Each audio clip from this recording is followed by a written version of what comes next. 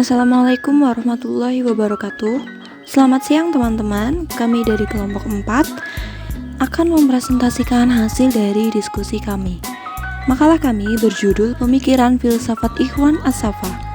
Makalah ini disusun oleh beberapa anggota. Yang pertama bernama Nimas Tinukhani, yang kedua Regi Aulia Aqilah, yang ketiga Vika Sakinah, yang keempat Nuruzia Datur Rahmah. Baik, saya Vika Sakinah akan menjelaskan pembahasan pertama, yaitu Ikhwan As-Safa. Ikhwan As-Safa adalah perkumpulan para mujtahidin dalam bidang filsafat yang banyak memfokuskan perhatiannya pada bidang dakwah dan pendidikan. Ikhwan As-Safa berarti persaudaraan yang suci dan bersih. Maka, asas utama perkumpulan ini adalah persaudaraan yang dilakukan secara tulus, ikhlas, kesetiakawanan yang suci murni, serta saling menasehati antara sesama anggota dalam menuju ridho ilahi. Kemunculan Ikhwan As-Safa dilatar belakangi oleh keprihatinan terhadap pelaksanaan ajaran Islam yang telah tercemar oleh ajaran-ajaran dari luar Islam, serta untuk membangkitkan kembali rasa cinta pada ilmu pengetahuan di kalangan umat Islam. Aktivitas Ikhwan As-Safa difokuskan untuk mempelajari filsafat, baik filsafat Yunani, filsafat Persia, dan lain sebagainya, yang kemudian dipadukan dengan ajaran Islam, sehingga menjadi suatu ikhtisar dan mazhab filsafat sendiri.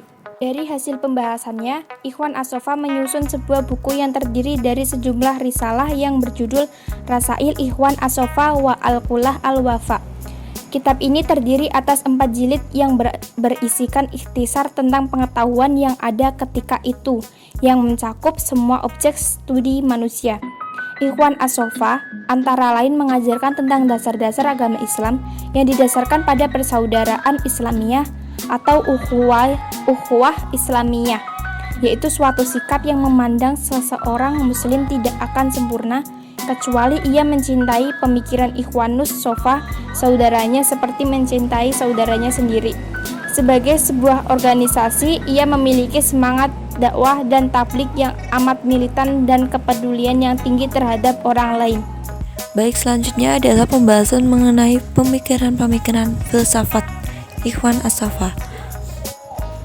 Metafisika mengenai ketuhanan mendasari pemikiran kepada bagian. Menurut mereka, ilmu bilangan merupakan lidah yang mempercayakan tentang tauhid, al-tanzih, dan meniadakan sifat dan tasbih, dan dapat menolak sikap orang yang mengingkari keesaan Tuhan. Dengan kata lain, pengetahuan mengenai angka membawa kepada pengakuan tentang keesaan Tuhan. Karena apabila angka 1 rusak, maka rusaklah semuanya. Ikhwan As-Safa juga melakukan al-tanzih, meniadakan sifat tasbih kepada Tuhan. Tuhan merupakan pencipta segala yang ada dengan cara al-faid atau emanasi, dan memberikan bentuk tanpa waktu dan tempat. Cukup dengan firman-Nya, kun fakana, maka segala yang dihendakinya.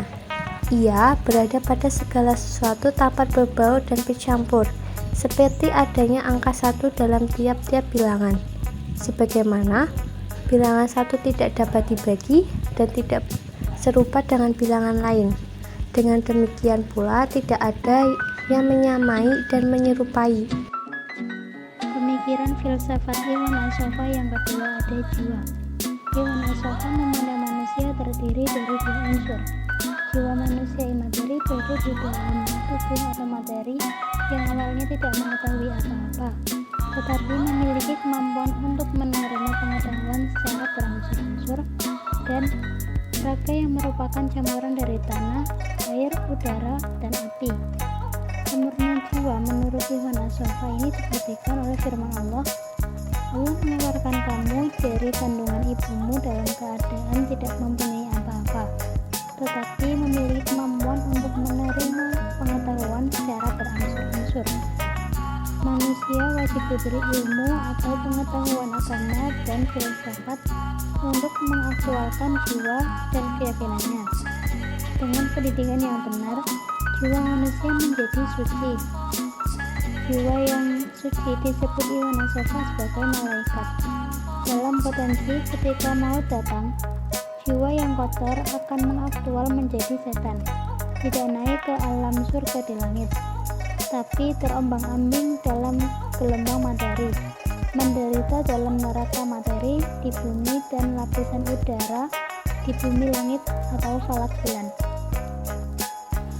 Baik, poin yang ketiga adalah moral.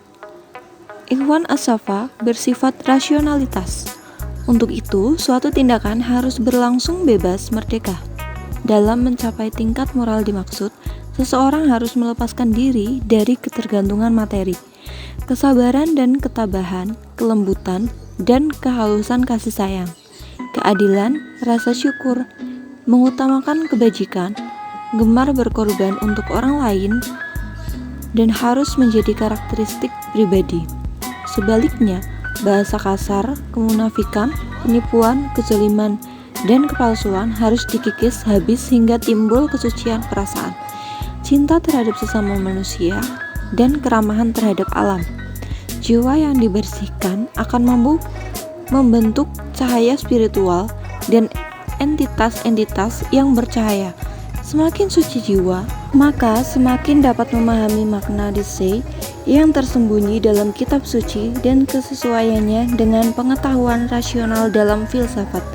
Sebaliknya, selama jiwa terperosok dalam daya pikat keinginan-keinginan dan kesenangan-kesenangannya, ia tidak akan dapat mengetahui makna kitab suci dan tidak bisa merenungkan apa yang ada di dalamnya. Demikian juga setelah peristiwa kematian, dia tidak akan bisa terbebas dari beban-bebannya dan tidak bisa masuk surga, dan dia akan dimasukkan ke dalam neraka. Itu adalah akibat dari kekufuran, kesalahan, kebodohan, dan kebutaan terhadap makna dasar kitab suci. Baik teman-teman, demikian presentasi dari kelompok kami. Apabila ada pertanyaan dan kesalahan, kami mohon maaf dan bisa ditanyakan dalam diskusi selanjutnya. Terima kasih. Assalamualaikum warahmatullahi wabarakatuh.